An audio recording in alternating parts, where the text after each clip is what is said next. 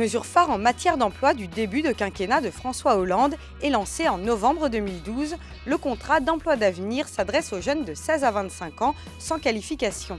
Il s'agit d'un CDI ou d'un CDD de 3 ans qui permet aux jeunes d'acquérir une formation et de bénéficier d'un tutorat. La différence de ce contrat avec les autres qui existaient précédemment, c'est qu'on va être sur une période longue.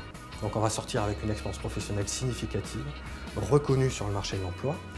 On va être sur un parcours de formation, mais très souple, pour adapter l'acquisition des compétences aux besoins du métier. On va être sur des choses vraiment sur mesure par rapport aux besoins de l'entreprise et du jeune. Alida est agent hôtelier en maison de retraite. Sans diplôme, elle a signé un contrat d'emploi d'avenir il y a 4 mois et se forme actuellement pour devenir aide-soignante. J'ai pas eu la chance en fait d'accéder en fait à l'école, de repartir à l'école. J'ai vraiment envie d'être aide-soignant et le contrat d'avenir me permet d'évoluer et ça peut me permettre de faire une formation pour avoir un diplôme qualifiant en fait.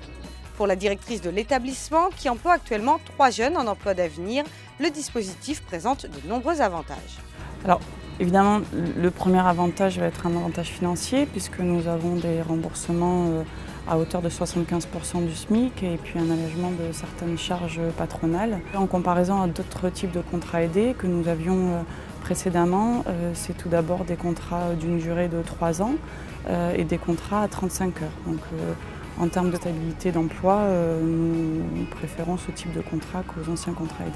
Ce dispositif est principalement destiné au secteur non marchand, dont les activités ont une utilité sociale ou de défense de l'environnement et qui sont susceptibles d'offrir des perspectives de recrutement durable. En Aquitaine, plus de 1000 contrats d'emploi d'avenir ont déjà été signés. Un bon début, mais encore loin de l'objectif ambitieux de 4275 contrats d'ici la fin de l'année.